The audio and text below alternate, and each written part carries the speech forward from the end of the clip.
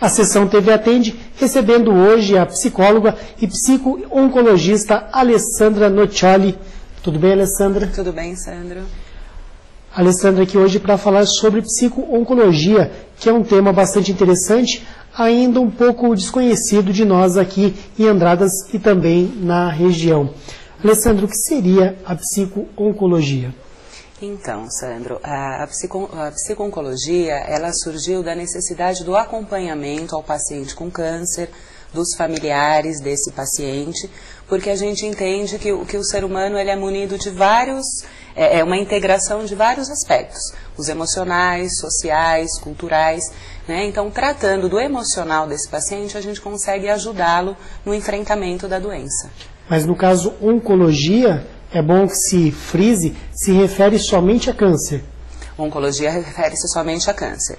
E a psico-oncologia estuda esses fenômenos, né? Então ela vai estudar desde o momento do diagnóstico que o paciente recebe, né, tentando auxiliá-lo, as mudanças de comportamento que ele vai enfrentar durante esse processo do adoecer, vai ajudar essa família, né, para que todo mundo fale a mesma linguagem, todo mundo entenda o que está acontecendo. Porque, na verdade, adoece o paciente, adoece a família e adoece os amigos, todo mundo que está em torno disso. Agora, as causas do câncer têm a ver com aspectos psicológicos também, Alessandra? Nós acreditamos que sim, né? Como o ser humano tem toda essa interligação, então vai depender também como ele enfrenta, né? Como ele enfrenta o dia a dia dele, como ele enfrenta o estresse, que todo mundo está, né? A gente é submetido a esse estresse. Então, como ele vai lidar com isso?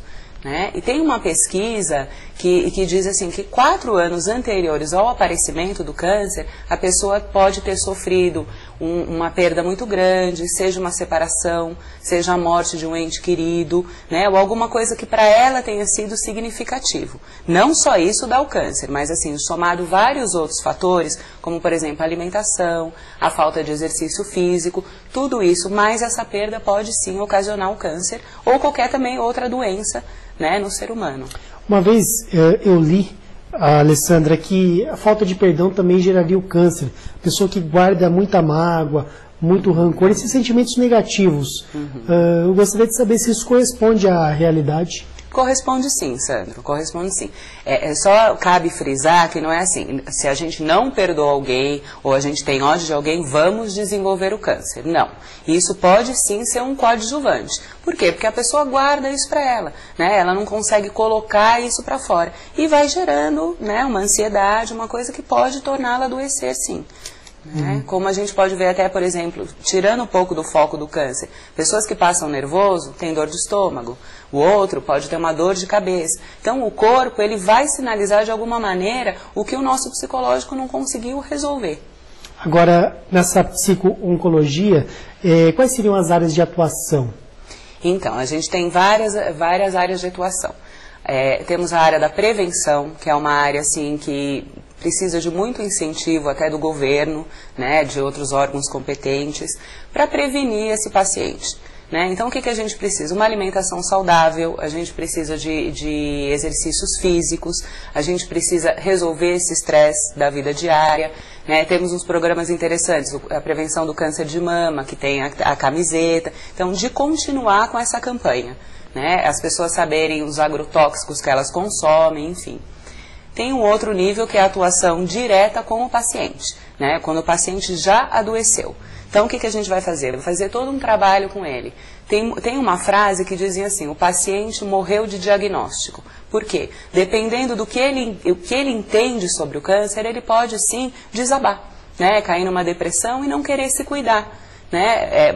Hoje nem descobre que tem o câncer, estou morto e acaba se matando. Exatamente, então ele não tem uma força, né? Então o importante é que ele participe ativamente da cura dele, né? Isso é muito, muito importante realmente. E no caso, no seu trabalho, você consegue aí desenvolver um sistema onde esse paciente aprende a lidar com essa nova realidade. Exatamente, o foco é esse. E o foco maior é a qualidade de vida desse paciente enquanto ele está doente.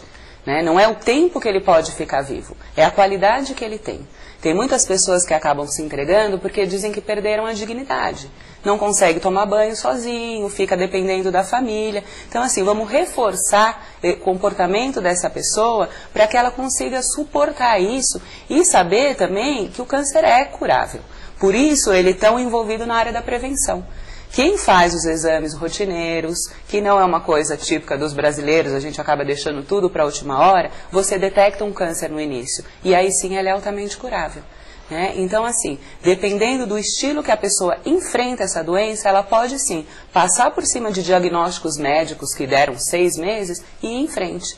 E tem outros pacientes que não, eles têm até uma perspectiva maior de vida, mas o não enfrentamento dessa doença, e às vezes até por falta de oportunidade de conhecimento, a faz falecer mais cedo. E como é que fica a situação dos familiares, Alessandro, uma vez que muitas vezes esses familiares acabam absorvendo aí também essa carga negativa da doença? Exatamente, o trabalho com familiares é muito importante nesse sentido. O paciente vai mudar sim a rotina dele, a rotina da família, né? Eu costumo dizer que todo mundo adoece, né? Então assim, o psicólogo está aí para estar explicando como que é essa doença, né, uma vez que o médico já deu o diagnóstico, quais são os sintomas físicos e principalmente psíquicos que o familiar vai enfrentar, né, o cuidar desse paciente e dar um suporte emocional, Sandro, muito importante para essa família que cuida. Porque ela também não sabe, ela também está passando por uma fase inesperada da vida dela, né? Então é muito importante a gente ouvir. Né? E eu tenho muitos casos assim de pacientes que brincam de esconde-esconde com os familiares. O paciente não quer chorar na frente do familiar e o familiar não quer mostrar o sofrimento para o paciente. E eles acabam dizendo, o meu pai, a minha mãe não ligam para mim e vice-versa. Então onde está o psicólogo aí para incentivar? Não, vamos sim, vamos conversar, é um momento de sofrimento, vamos externar isso, né? Vamos fazer um trabalho para que a gente consiga fortalecer. E uma outra parte também interessante é trabalhar com quem cuida, né? Por exemplo, nos hospitais. Os enfermeiros estão ali, eles se apegam aos pacientes, né? E de repente o paciente morreu. Então também dá um suporte, né, para essa pessoa, para esse profissional da saúde. Isso que você está falando é bastante interessante, porque nós não estamos acostumados a ver, por exemplo, essas pessoas que trabalham na área médica se apegando a pacientes. Até a gente que fica um pouquinho de fora dá uma impressão que eles são pessoas até frias, por força do ofício, do dia a dia. Então quer dizer que não é bem assim? Não. Às vezes eles têm a necessidade de se fechar mesmo para não sofrer, porque imagina cada paciente que eles perdem lá dentro. Né? Então é um estímulo deles ali para eles se protegerem realmente. Mas tem um suporte por trás, sim. Não são muitos hospitais que prestam essa assistência aos profissionais da saúde, mas é um passo bem interessante até ser divulgado. É o cuidar de quem cuida, o cuidar do cuidador. Agora, para a pessoa, para o paciente mesmo, o que ele tem que saber, independente da família, porque a família pode apoiar ou não, ou até mais ou menos apoia pouco e tal. Ele, como paciente, ele tem que saber que parte do tratamento também está nele, não apenas em medicamentos e nos cuidados recebidos. Exatamente, muito interessante você levantar essa questão, Sandro. Em princípio, o paciente tem que saber tudo o que acontece com ele. Né? Tem famílias que optam por esconder, não fala que ele está com dor de barriga, que ele isso. O paciente sente isso. Né? Então, acho que ele tem sempre esclarecido da verdade, do que está acontecendo, que tipo de tratamento ele é submetido ou ele será submetido e como lidar com isso. Né? Então, trabalhar essa parte psicológica dele para deixar ele forte, para aceitar o que está passando. Porque o câncer não quer dizer que a pessoa morreu. Né? A gente tem que parar com esse estigma aí. Então, quanto mais forte o paciente tiver, mais munido de informações, né, e de meios para combater essa doença, melhor ele vai prosseguir, né, enquanto ele estiver em tratamento. Interessante, Alessandra, porque Andradas, a cidade agora que você está morando, é uma cidade que tem bastante casos de câncer. A gente não sabe bem os motivos, se são causas naturais ou não, mas essa é a realidade. Tem muito caso de câncer aqui em Andradas. Então quer dizer que esse conhecimento que você tem está chegando em boa hora aqui ao município. Pode ser bem aproveitado pelas pessoas. A minha intenção é essa realmente, Sandra, é divulgar o meu trabalho e a psico-oncologia como um todo, né, por ser uma área relativamente nova. Né, tem muitos casos de câncer, eu acredito também que aqui é muito calor, muito sol, não sei se até câncer de pele, né? Então, o que eu puder estar fazendo aí para divulgar o meu trabalho, eu estou super disposta a isso realmente. Alessandra, eu gostaria então de agradecer a sua participação aqui na nossa sessão TV Atente e sempre convidá-la para retornar. Muito obrigado, Sandro. Eu agradeço imensamente e assim que você me chamar, estarei aqui sim. Andréa Roveri, é com você.